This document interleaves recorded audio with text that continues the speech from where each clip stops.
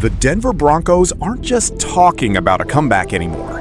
With Bo Nix returning, Jalen Waddle bringing explosive speed, and Alex Singleton warning the AFC that the target is now on their back. This team suddenly looks like the one nobody is ready to face. You guys had a relatively splashy offseason with an addition such as Jalen Waddle. Obviously a lot to like there. But one of the things you guys did not change was the offensive line. Going to return basically the same group from last year. Really, really successful, cohesive group. How much does that help as far as unlocking weapons such as Jalen Waddle and others? I mean, our team was just missing one piece, and we were missing that Jalen Waddle. We were missing that electrifying dude that can come across the middle, can get the deep ball, can have that speed around the edge.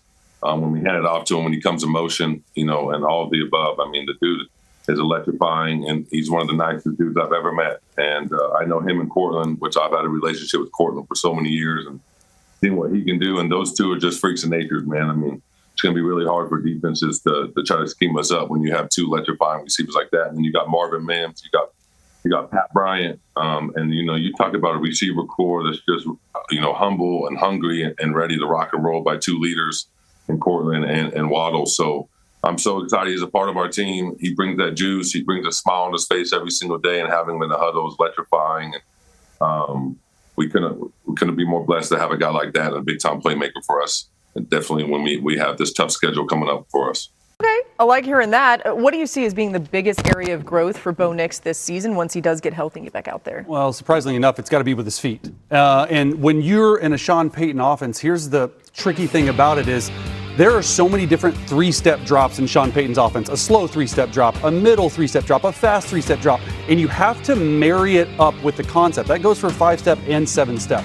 It took me, when I was with Sean, at least 2 full years under the system and playing to be able to marry up my feet with the concept. What you saw last year at times, he got ahead of himself. Too much fast feet in the pocket, and I think that really he struggled with that. Yeah, it's interesting. Nix was very eager to keep it moving last year. He threw the most passes in the NFL outside the pocket. Yeah. So we'll see if that development continues. When we're talking about the most productive linebackers in the NFL, one name that probably doesn't get talked about enough is that man right there on the left, Alex Singleton, right up there with Roquan Smith, future Hall of Famer Bobby Wagner, Fred Warner, among others, most seasons with 120-plus tackles since 2020. Also one of the leaders in appearances here on the Insiders. What do you know? He's back. Alex Singleton with us right now, Tom Pelissero and Judy Batista. Alex, tons to get into football-wise with you, but let's start out with UC Health's Healthy Swings Home Run Derby tomorrow, Coors Field. Tell me about this event.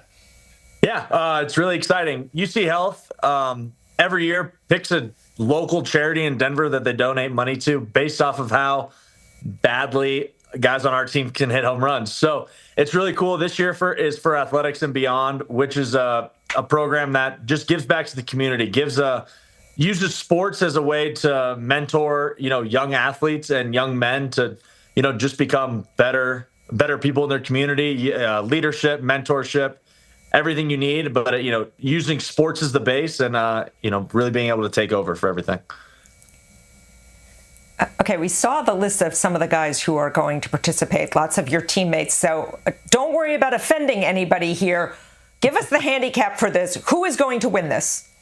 I'm taking myself at 1, but Cortland Sutton has put 3 or 4 out one year, so he's a top competitor. There's some guys that can't swing a baseball bat, so I'm a short field. I'm a minus points guy.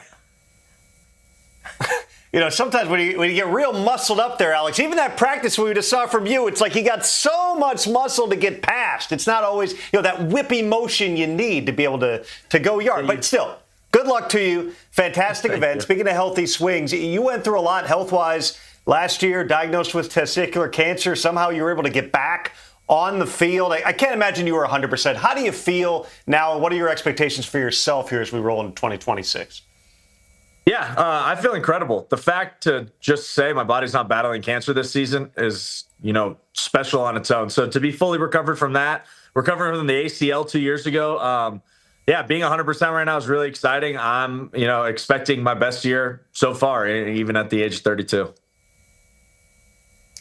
I mean, the projections for this team have taken off as well. You're obviously going to be on everybody's radar. You're not surprising anybody in the NFL anymore.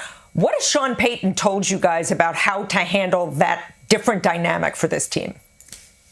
You know, it's really that. It's us understanding that now. You know, last year was we want to be the aggressors. We want to be the people that go after people with their targets. But now it's knowing we are the ones with the targets. What are you willing to do and give up to be that, to represent that, but then to be able to win those games? Because that's what we're getting every week from every team is their best. You had the situation at the end of the divisional playoff game where Bo Nix finishes the game with an injury that ruled him out for the rest of the season, and he needed surgery for it. I know it's impossible, and it's no offense to Jarrett Stidham here, but Bo Nix was performing at a really high level. How much, if at all, even just in those couple weeks leading up to the Super Bowl, were you playing the what-if game in your head, knowing how good you guys were and the fact that you went in there kind of with one hand tied behind your back? Yeah, it makes you sick at the end of the day. You know, when you lose anybody, especially in an important position, you feel that way if you lose. You know, we all had 100% confidence we could win those games with Jarrett, and we didn't. But it's not a thing we think of, oh, if we wish, you know, Jarrett wasn't playing at Bo. It was just, you know, obviously the circumstance. But, yeah, it's just another piece or tool that we can use this offseason and this season to know where we want to go to and, you know, what we left on the table last year. We know he's not participating in OTAs, but what's the feeling around the building? What's the anticipation for when you get him back on the field, where this team can go? Yeah, sky's the limit. Like we just said, you know, we feel like we're the team with the target on our back in the AFC. We're the team that everyone's going to want to beat. So it's, you know, first getting better, you know, throughout this time for the next 3.5, 4 months. And then it's, you know, proving first to yourselves that you can, you know, be that team and be that team week in and week out. And then it's just going and taking care of business and, you know, getting back to where we were last year. That's the toughest part about the NFL is we're chasing to get back, you know, to an AFC championship. That's not the easiest thing to do. Not a lot of teams have done that back-to-back years. So to be able to use these next few months to build and then, you know, the season to really stack those games and, you know, get after what we want to be doing in January, February, and on Valentine's Day. It's a very long season, obviously 17 games, and then you hope 3 or 4 more to get to that Super Bowl next February here. But week one, it's at Arrowhead. It's on national TV. You know that whatever happens in that game, we're all going to overreact to it, the media, the fans. How much of it all are you guys allowing your brains to go ahead to? The fact that, I mean, if there's an opportunity to make a statement, this is it, coming out once again and going up with a team that until last year had been ruling that division. Yeah, that is that. It's you know, it may be an overreaction league, but that is how a lot of people just in this business are. So it is. We want to set the tempo. You want to start the season the right way, and especially if you're on prime time, it just sets the standard for what you want to put out there for this country to see. And if you want that to be great defense, great offense, and just an overall really great team, it's, you know, going to Kansas City and winning a football game. I don't know how locked in you are on all of the off-season machinations that go on in the NFL, but we've had kind of a crazy week here in the NFL. There's been an awful lot of big player movement. One of the teams, the team you beat or the team you lost to in the AFC Championship game, but you held Drake May to under 100 yards, just got a new wide receiver in A.J. Brown. When you look at that team, you face them towards the end of the regular season coming up. When you look at that team, how does he change them? Yeah, I mean, A.J. Brown is a dynamic receiver. He has been for the last decade in this league. So to obviously add that piece is going to just take them another step. Drake May is going to get another year to get better. So I'm thankful we're playing them. I think it's week 16, so we'll have a lot of film by that point on who they're going to be. But yeah, they're definitely, it's going to be a better offense this year. The balls should be flying tomorrow night. Coors Field, they always do, you know, because of altitude. That's kind of how it works there. Alex, have a lot of fun. Thanks a ton for coming on again, man. Thank you, guys. I appreciate it. Over-under will be about 3.5.